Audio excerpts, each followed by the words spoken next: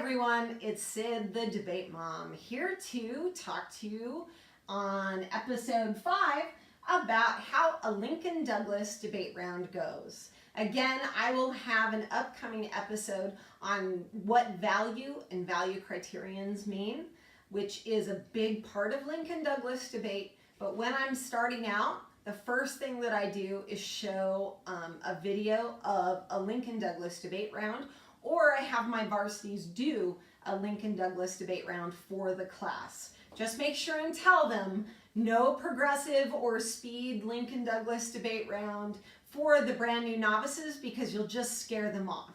Make it interesting, make it slow, make it simple. Varsities, the more complicated you get, the more things that you throw at your brand new debaters, the more scared they're going to be. They're going to think they are the only ones who don't understand what's happening, and they will eventually quit debate, okay? Make it simple, keep it good. So do that Lincoln Douglas debate round or show them a video, and make sure that you flow on the board and make them follow along, all right? Okay, so here we go. Lincoln Douglas debate. Lincoln Douglas debate is more of a value criterion debate. It's an ethical debate. A lot of philosophers are brought up during this time period so that we can see how should we look at the world. It's kind of a cool debate. This topic changes every other month. And if you want to find that topic again, I Google NSDA topics or current topics, which is the National Speech and Debate Association. And that is usually where we get those topics. And then just make sure, if you're going to any tournaments, that you're checking the invitation to be sure that you are doing the proper topic. For instance, this last year, they kind of ignored the novice LD topic and decided to just have everyone do the varsity one at several tournaments. And yet other tournaments, they were doing the novice debate topic. So again, read those invitations very carefully so that you know which topic is being used. All right, how does Lincoln Douglas debate work? There is no flip of the coin like in public forum debate. Affirmative always begins. So this is how it goes. Maybe take some notes.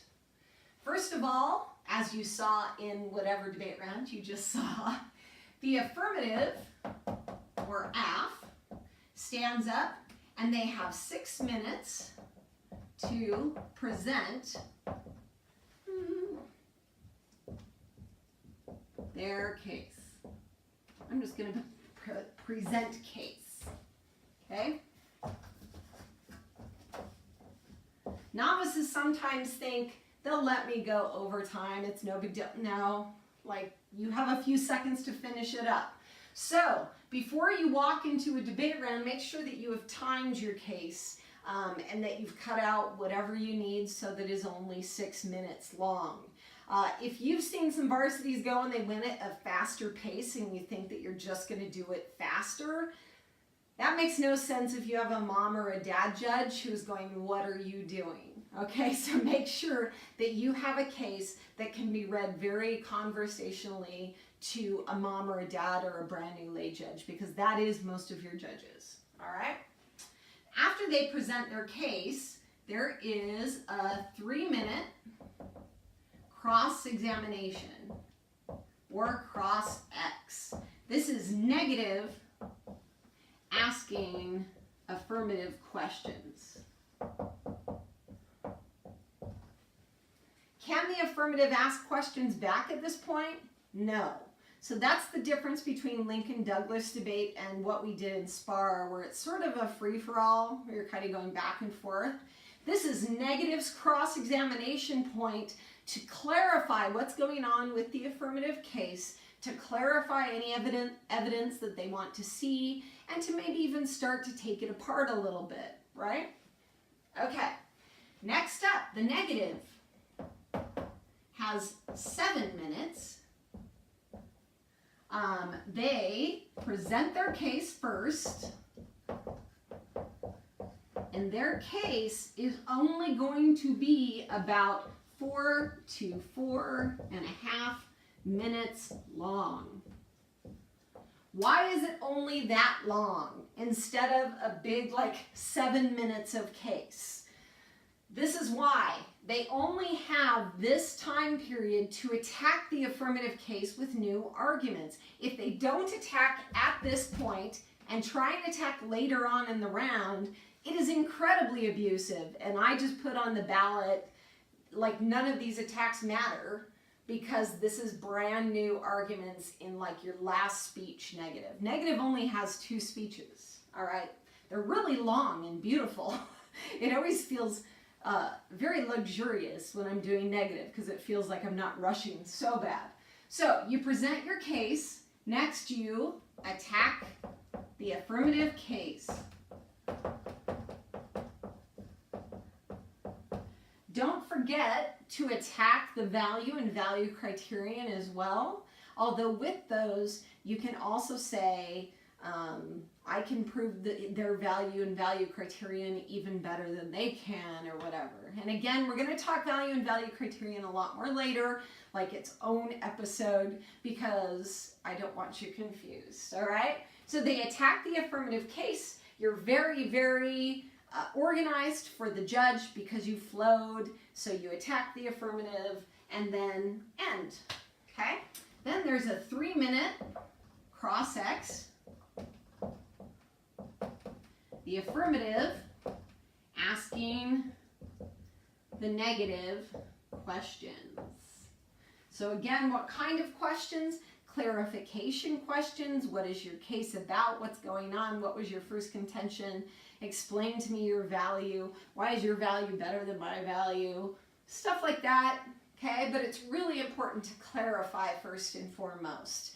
There are a lot of people who like to do this speed debate, or it's called progressive if you're in Utah. I've heard it called policy LD, and I've heard it called speed LD. Like, don't worry so much about it. Just know that during cross-examination is your time to take that apart to understand what their case actually is. And you are welcome to ask them to see their case so that you can get down their contentions and take those apart. So a lot of people, if they hear someone go really fast, they just don't ask really good questions because they're embarrassed that they didn't get it. Don't be embarrassed. The judge is probably confused too. Jump in, ask those embarrassing questions. Really figure out what's happening. All right, next up, the affirmative stands up, and they have 4 minutes to attack negative case and then defend their own case. All right, so with this, prep time, I would definitely ask the tournament how much prep time you have. Some tournaments say 4 minutes, some say 5. Okay, you can tell that the negative would use some right here, right before this speech. They would use some. The affirmative's definitely going to use some right here before this speech. All right, so after they've done that, and that is a really, really tough speech, believe it or not, because it's only 4 minutes long and you have a lot to do. Make sure you're organized, make sure you're concise. Don't say an argument, say it again and say it again, because you'll realize your time is gone. Always bring your own timer, keep an eye on your time, and when you realize you're getting stuck on something, move along. You know you need to get through the entire flow during those 4 minutes. Okay, next up, the negative. This is their final speech. They have 6 minutes, and with that, they answer attacks to their case. They can reiterate attacks on the affirmative case, and then, and this is incredibly important, they will then leave some time for voters, or voting issues, they're sometimes called. So this is when I tell the judge, after I go over the whole flow again, I say, it comes down to these voting issues. Here is the reason why you're voting for the negative. First, you have your first voting issue. Make sure you're showing the big impacts and that you're comparing your case with their case, that you're proving your value and value criterion.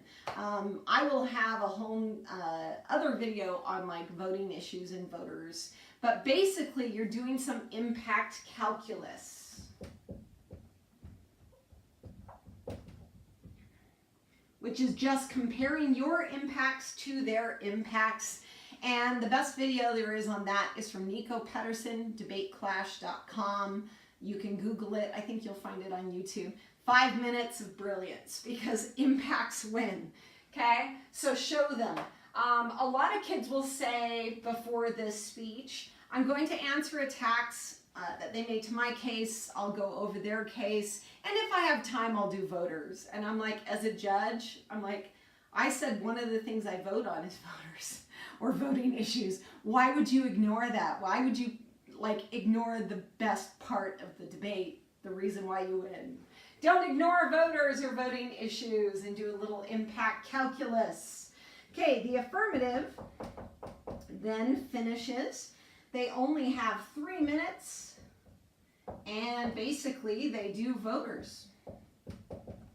Voters and impact calculus. Compare your two cases. Show how throughout the round that you've taken down any arguments that they have made, and that in the end you have better impacts. Your case wins. You've proven your value and value criterion, all of that, etc. Okay? And that is pretty much a Lincoln Douglas debate round. And again, if you didn't watch one, go watch a round before you start writing cases and that sort of thing. Yeah. All right. Thanks so much, and watch for our next episode. Thanks.